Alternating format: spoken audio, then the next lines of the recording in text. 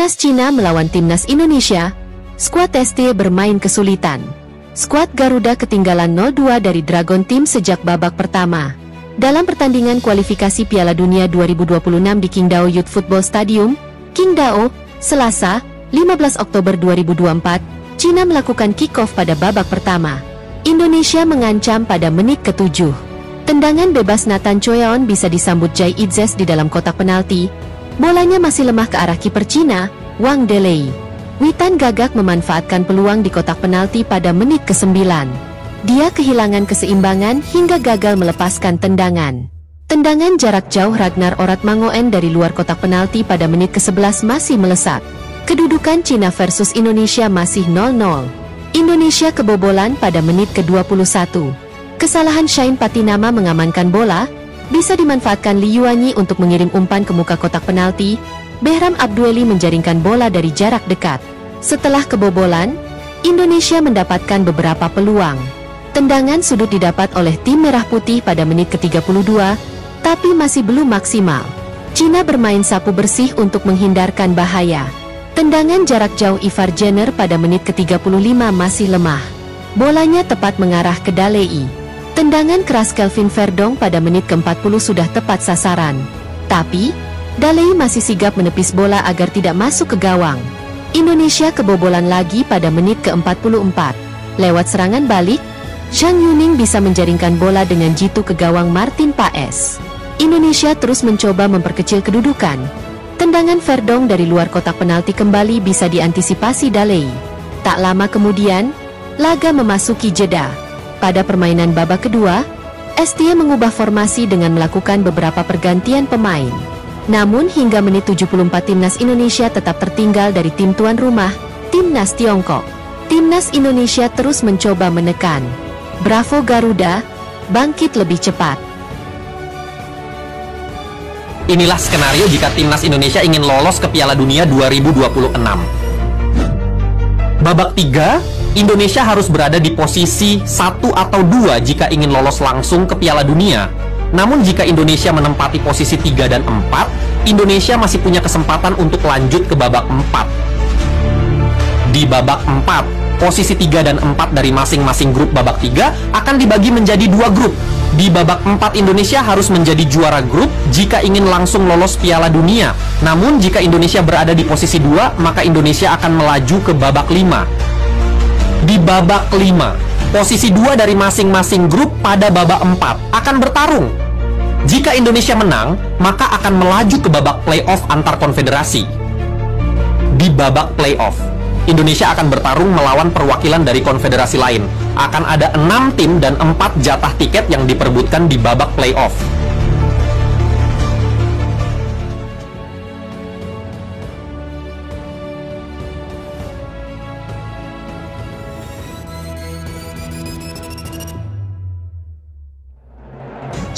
可能遇到风高浪急，甚至惊涛骇浪的重大考验。 Kalau aku pribadi sih, dibayar berapapun ogah jadi pelatih mereka. Begini ultimatum keras Presiden Cina, Xi Jinping jelang. Laga Cina versus Indonesia dalam lanjutan round 3 kualifikasi Piala Dunia 2026 zona Asia. Kalau sampai kalah melawan Indonesia yang di atas kertas kualitasnya jauh di bawah Cina, saya sate kau Ivankovic. Perlu diketahui, setelah mengalami 3 kekalahan beruntun, karir pelatih Cina, Branko Ivankovic kini berada di ujung tanduk. Laga selanjutnya melawan Timnas Indonesia disinyalir menjadi kesempatan terakhir bagi Ivankovic untuk menunjukkan kualitas kepelatihannya kepada Federasi Sepak Bola Cina. Bahkan, menjelang laga tersebut digelar, sang presiden, Xi Jinping, juga turut memperingatkan pelatih asal Kroasia tersebut. Xi Jinping dengan tegas mengatakan, jika sampai kalah melawan Indonesia, maka saat itu juga dia akan langsung dipecat. Masyarakat Cina mungkin masih memaklumi jika Cina kalah dari Jepang, Arab Saudi, dan Australia, karena level mereka memang di atas kita. Tapi kalau sampai kalah dari Indonesia yang cuman peringkat 129 dunia, maka saya pastikan kamu dipecat. Ujar Xi Jinping dikutip dari media Vietnam, Bongda, Sabtu 12 Oktober 2024. saya tahu, sepak bola sebenarnya bukan urusan saya. Tapi ini levelnya berbeda. Ini menyangkut nama besar Cina, imbuhnya. Sebelum dimulainya putaran 3 kualifikasi Piala Dunia, Branko Ivankovic dengan pedenya menyatakan timnas Cina akan memiliki jalan yang mulus untuk bisa finish di posisi 4 besar klasemen grup C. Ivankovic memperkirakan skenario tersebut akan tercapai apabila Cina mampu mengalahkan timnas Indonesia dan Bahrain dalam 2 kali pertemuan. Jika mampu menumbangkan timnas Indonesia dan Bahrain, maka timnas Cina dirasa tak perlu memedulikan hasil laga kontra tim-tim besar grup C, yakni Jepang, Arab Saudi, dan Australia. Namun kenyataannya, dalam 3 pertandingan awal grup C, Cina dibuat terkejut dengan pencapaian timnas Indonesia dan Bahrain. Timnas Bahrain saat ini duduk di peringkat 4 klasemen grup C dengan torehan 4 poin. Sedangkan timnas Indonesia berada di posisi 5 klasemen dengan mengumpulkan 3 poin. Sementara itu, timnas Cina masih terdampar di dasar klasemen alias tim juru kunci grup C dan belum mencatatkan poin sama sekali. Melihat situasi tersebut, salah satu media Cina menganggap bahwa timnas Indonesia dan Bahrain telah mengacaukan ekspektasi sang pelatih dan para penggemar. Bahrain dan Indonesia telah menunjukkan kemampuan mereka untuk mencetak poin melawan Australia dan Arab Saudi, tulis laporan 163.com. Itu sekaligus mengacaukan situasi di grup C putaran 3 kualifikasi Piala Dunia 2026. Di media sosial, supporter Cina telah menunjukkan kegeramannya atas pelatih Ivan. Umumnya mereka menganggap sepak bola Cina mengalami kemunduran di tangan Ivankovic. Di lain sisi, setelah dicurangi wasit dan Bahrain, timnas Indonesia kini terlempar dari zona aman. Ini skenario timnas Indonesia amankan posisi runner-up grup C di laga keempat melawan Cina. Seperti kita ketahui bersama, gara-gara ulah wasit skuad Garuda kembali kehilangan kesempatan untuk meraih kemenangan perdana di putaran ketiga kualifikasi Piala Dunia 2026 zona Asia. Anak asuh Shin Tae-yong hanya mampu bermain imbang melawan timnas Bahrain pada laga ketiga grup C. Skor 2 sama untuk kedua tim mewarnai laga yang berlangsung di Bahrain National Stadium, Rifa. Berkat hasil imbang ini, baik Indonesia dan Bahrain harus rela turun posisi di klasemen sementara grup C. Anak asuh Dragan Talajic kini turun ke posisi keempat klasemen sementara dengan 4 poin. Sedangkan tim Merah Putih terlempar dari zona aman dan menempati peringkat kelima dengan 3 poin. Meski begitu, timnas Indonesia tidak perlu khawatir. Mereka masih bisa kembali ke zona aman untuk merebut tiket menuju Piala Dunia 2026 mendatang. Bahkan, skuad Garuda juga memiliki kans yang cukup besar untuk mengamankan posisi runner-up pada laga keempat grup C. Saat ini, Shin dan anak asuhnya tengah bertolak menuju negeri tirai bambu.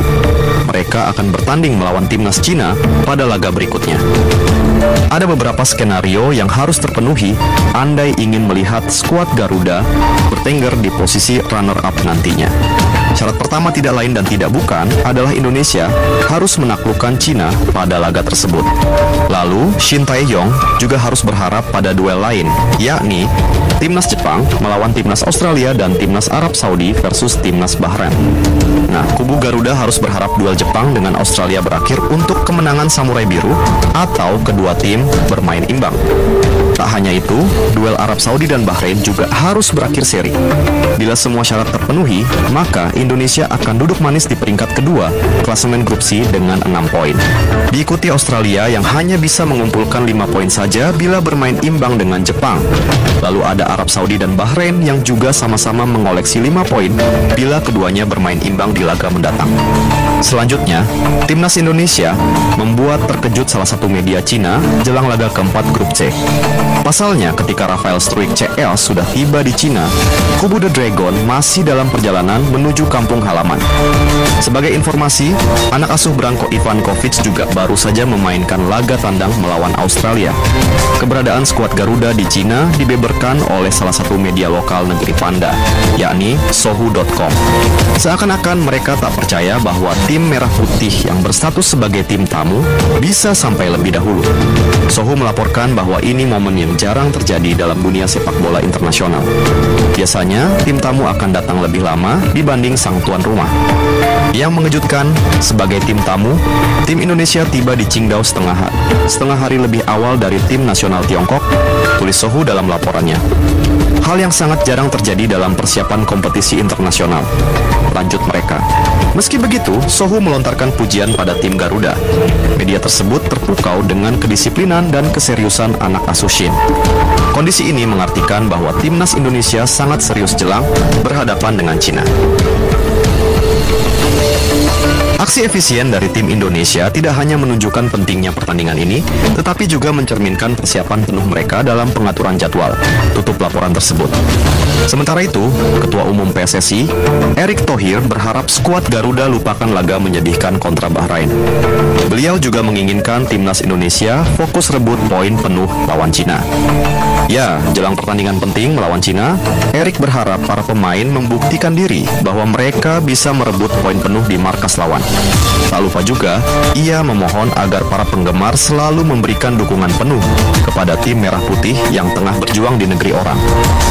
Selanjutnya, saya minta semua yang ada di timnas pemain, tim pelatih, ofisial harus fokus tatap laga berikut lawan China. Buktikan kita bisa curi poin lebih di kandang lawan. Saya juga minta para supporter untuk terus jangan berhenti beri dukungan mental ke para pemain timnas, pungkas Pak Ketum. Popol guys. Hai guys, bisa guys. Blunder.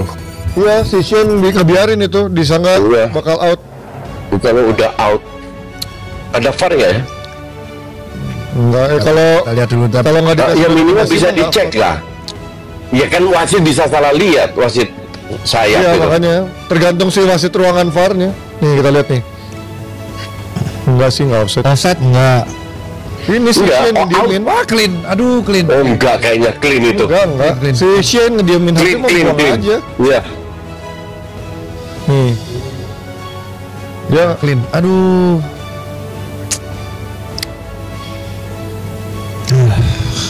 sekelas Shin masih bisa Nggak gini panjang tuh kakinya. error begitu.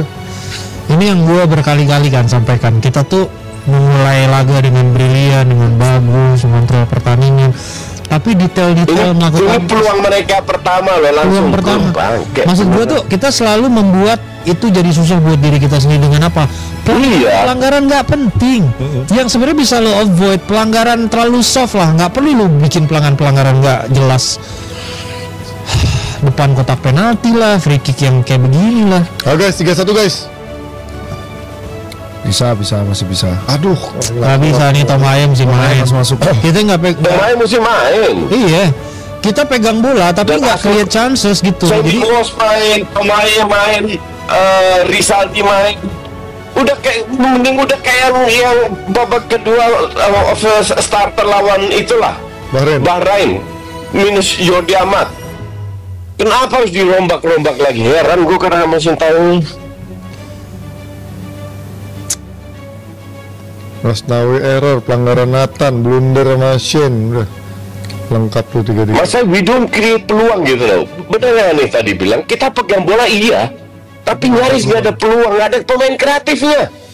Ya, aduh, gitu aja nggak bisa nih. hey, hands itu sit. Terus advantage. Udah kasihan. Kelamaan nih strike. Waduh, Bukannya main langsung nih. terus Ijaz. Ijaz emang. IJ emang beda ya Kapten J. Iya. Kita berarti kebobolan dari kemarin bola mati terus ya. Iya. Kemarin Tadi bukan bola mati. Hah? dari bola mati sekarang. Iya, saya selalu Pelanggaran kalau nggak corner. Oh ya. Tendangannya. Wah, untung aja ke arah. Pas. Untung. Ini yang gue saya bilang, satu pemain bikin satu kesalahan, udah 10 kesalahan loh.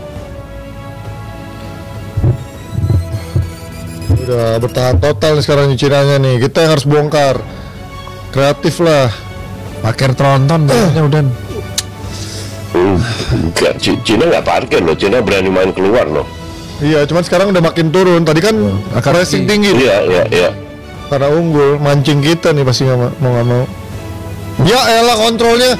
Nathan, ayolah. Santai. 8 jelek. Nah, untung lah. Ini babak kedua, Nathan mesti ganti Tom Laik, Sandy Walsh Ada masuk Nathan ganti, Asnawi ganti. Walsh. si Witan ganti. Ayo. Si Rizaldi itu harus main lagi lah. Wah, bahaya kepancing. Dapat. Pantulannya aneh ya tapi bulannya ya. Kemana? Bos, keren banget Ilgas. Hilgers. Emang kualitas ya. Tenang. Geraknya yang bener dong. Pada kabur-kaburnya. Off the ball-nya mana? Off the ball-nya. Lapangannya kelihatan keren tuh rumput tuh tapi mantulnya aneh. Iya, dari mantulnya agak Mantulnya aneh. Iya. Itu tuh yang gue sesali gini. Gue bisa terima kemarin kita dirampok karena wasit. Iya. Tapi secara permainan kita nggak kalah lah kemarin. Tapi yang gue nggak bisa terima adalah hari ini semuanya tuh ada di tangan kita, Ji. Iya, betul. Kita bisa menentukan destiny kita sendiri dan wasit tuh nggak ada keputusan kontroversial. Nggak ada. Seenggaknya sepanjang babak pertama. We have all the rights untuk show up today, main bagus, gitu loh. Iya betul. Tapi nggak kejadian. Sekarang kita lihat. Rizky Ridho kemarin itu main hanya 15 menit kalau nggak salah, 25 menit, nggak lama lah. Dia main bagus. Iya kan? Iya. Kelvin Verdong di kiri cukup bagus juga. Kenapa Rooney yang benar-benar lagi bagus gitu loh. Rizaldi menunjukkan fighting spirit luar biasa. Rizaldi bagus banget loh kemarin. Iya. Yang jelek kan cuma Jody Amat doang kasarnya begitu. Iya. Maka dari itu pada saat Jody Amat diganti, kita lebih bermain di tengah. Betul. Aduh iya sih. Ini buat yang bilang overboard. Gue asli, this time kali ini gue kritik si Taeyong. Gue nggak paham pergantian pemain sama sekali. Ini eksperimen aneh sih sebenarnya. Nggak boleh lu bereksperimen kayak gini. Lu turunin tim yang sebelumnya main bagus. Buat apa lu main bagus kalau next match-nya dicadangin? Gue tanya lu sebagai pemain. Iya, benar. Kalau dari gue sih sebenarnya back to basics aja. Lu dikasih kesempatan hari ini, Asnawi main, Witan main, Shane juga mengecewakan nyata ya. Shane main, even Nathan lah. Lu dikasih kesempatan, fucking show up, man.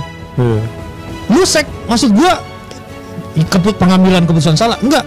Simply liatin fucking show up gitu hari ini. Dan gue nggak ngelihat setengah dari pemain kita tuh show up hari ini. Simply gue nggak ngelihat itu. Kayak seolah-olah kayak bajunya kegedean, tekanannya kegedean. Justru ketika yang paling penting, momen yang paling harusnya lo ambil, lo nggak ambil, justru lo flop. Di situ ngeliatin karakter lo sebagai seorang personality. Lo harus show up.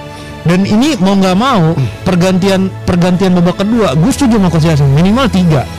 Minimal 3. Ini harus 3. Sampai nggak diganti 3. Ini ada yang salah sama pemikiran Sintayong. 3 nih. Nggak mungkin dia ngelihat hal yang berbeda sama apa yang kita tonton hari ini di babak pertama. Nggak mungkin sih. Ini pasti harusnya di Mas Derajat harusnya. Ini sih kayaknya ada faktor ngeremehin sih menurut gua ya, karena kita belum pernah main lawan Cina, kita cuma melihat dari statistik doang, lihat dari scouting dia lawan tim sebelumnya. Karena kalau kita mau main menyerang, kapan sih tim kita ini dibangun dari tim yang menyerang? Justru kan semuanya dibangun dari belakang dulu. Tahan, iya. Bangun kuat, pressing bagus, baru kita main counter. Belum pernah dalam sejarahnya STY kita benar-benar dari awal main nyerang dan menang meyakinkan tuh gue belum pernah melihat. Dan ketika justru kita bermain menyerang, kita melupakan habitat kita dengan membangun dari defense yang kuat. Berantakan tadi kita lihat chemistry antara Hilgers sama Izes tadi jaraknya jauh, Verdong juga berantakan. Jadinya mereka lupa tugas pertama kita adalah bangun dari belakang dulu yang solid. Nah, kita belakangnya belum solid, keluar dari tekanan aja belum bisa. Kok mainnya jauh-jauhan mau main nyerang udah pengen langsung ngegolin gitu loh. Itu yang menurut gua agak aneh. Kok lo menurut gua ini faktor mindsetnya sedikit meremehkan nih. Bentar. Kalau lu lihat pemain belakang tidak bisa build up, itu yang salah siapa? Pemain tengah. Iya. Lini tengah. Ini kedua, dia bisa pegang bola. Tuh. Udah, seandainya kita lewat dari tekanan, depannya nggak bisa pegang bola. Iya.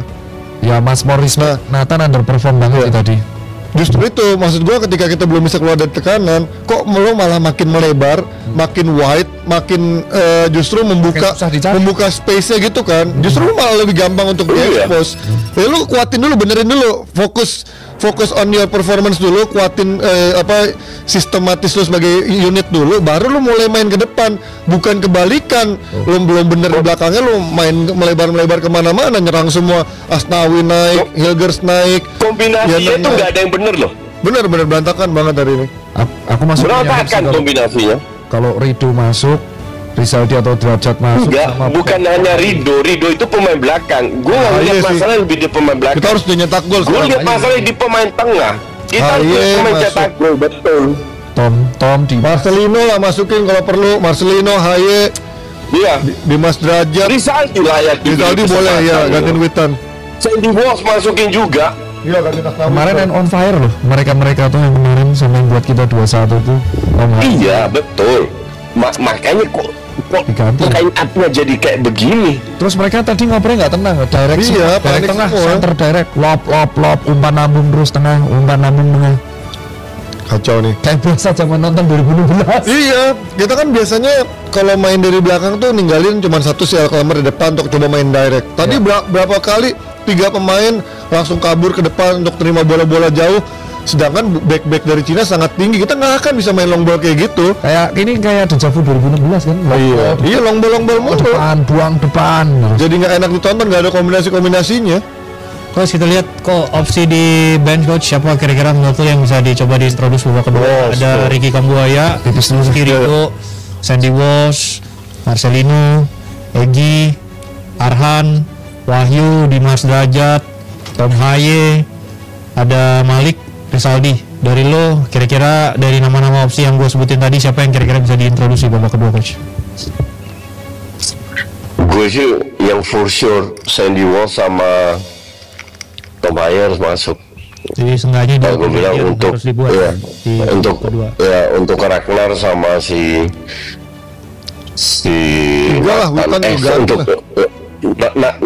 untuk Nathan sama Asnawi, dan kalau bisa Witan untuk ke Rizaldi atau Marcelino lah. Rizaldi sih kalau bisa.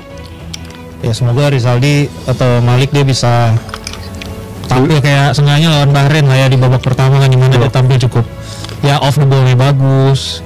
Dia juga bisa jadi opsi kombinasi mantul gitu untuk bisa membuka ruang. Dia off the ball-nya bagus memang kemarin tuh babak. Terima kasih buat 85.000 yang masih bersamaan, thank you banget. Gua agak emosional karena buat gua gini, gua ngebaca semua narasi media Cina yang underestimate kita, yang nganggap kita tuh lebih lemah dari mereka. Dan gue tahu secara potensi kita tuh lebih bagus dari Cina, Ji. Tapi apa yang kita tunjukkan di babak pertama tuh nggak ngerefleksiin itu. Dalam artian ngerasa seolah-olah memvalidasi bahwasanya Cina lebih superior dari kita. Itu yang gue nggak terima, dan gue nggak mau tim sebagus ini ya dicap dari satu permainan jelek ini. Sakit hati gue ngelihat apa yang dibangun selama ini begitu bagus, dan itu pasti terjadi, Anis. Dan itu akan terjadi. Pasti orang terjadi ngecap itu akan terjadi. Kenapa muka gue pahit banget 15 menit terakhir dari babak pertama? Karena gue tahu kalau ini sampai kita kalah, besoknya semua yang benci STE, semua yang benci naturalisasi, pasti ini ride the wave, gue tahu. Dan semua kerja keras yang udah dibangun begitu bagus dari beberapa 6 bulan, 7 bulan terakhir itu sia-sia, Ji. Tadi udah ada di kolom komen kan, naturalisasi kok blunder. Makanya buat gue atau bukan manusia naturalisasi ini tuh sangat-sangat menyakitkan gitu. Padahal kita bisa gitu, kita tuh bisa. Gue bener-bener buat gue ini justru gue bilang pemain-pemain yang selalu jadi cadangan diberi kesempatan main, they failed. Dan di partai lain ini sudah berakhir 1-1 full time Australia lawan Jepang, coach. Dengan kita lihat sekarang klasemen sementara, Jepang masih memimpin klasemen dengan perolehan 15 poin ya. 10 poin. 10 poin. Imbang, biar nggak sekalian satu dikorbanin buat peringkat 4 kita kejar. Enggak. Imbang. Oke. Kita masih bisa kejar mereka kok. Masih ketemu Arab sama Bahrain di kandang. Iya, anehnya di situ main bagus. Jeblok banget. Jadi mohon dipahami kalian para dodode, kenapa gue ngerasa marah banget itu karena itu. Dan itu adalah ekspresi kekecewaan gue yang pengen gue sampein gitu. Apakah ada pergantian di babak kedua yang bisa kita bisa dibuat ya oleh Sintayong ya? Main lebih oportunis aja ya. Mereka pasti akan lebih nunggu dan kayak tadi counter terakhir. Tadi kita nggak ada crossing oportunis ke arah gawang, ke arah kiper, malah nge-shoot dari jauh nggak penting-penting tuh yang udah berkali-kali kita coba. Justru kombinasi dari samping itu penting. Siapa yang diganti? Kita doakan ada reaksi cepat dari STI dan juga pemain-pemainnya bisa tampil. Tom yuk, masuk Tom. Bener. Tom masuk. Udah pergantian coach. Sosok prediksi. Bener kan? Om Haye, Rido, Marcelino masuk coach. Lain kali jangan utak-utak. Witan keluar, dah kelihatan. Lain kali, ya Allah, jangan utak-utak formasi lagi. Rido di kiri, Kevin Perdong geser ke sayap. Ya udah itu dari awal itu kan. Rido kiri, Ijaz kan. Tapi Asnawi masih ada ya? Masih. Tapi setidaknya kan ada Tom, Tom, the Professor. Ayo. Itu Perdong dulu. Oke sahabat-sahabat Garuda, saya rasa cukup statement kali ini. Jadi bagaimana tanggapan kalian? Silahkan ditulis di kolom komentar. Dan jangan lupa like dan subscribe channel ini agar kalian tidak ketinggalan informasi penting khususnya timnas Indonesia. Salam sepak bola keren, salam sepak bola bersih. Garuda Jaya bersama saya. Salam olahraga.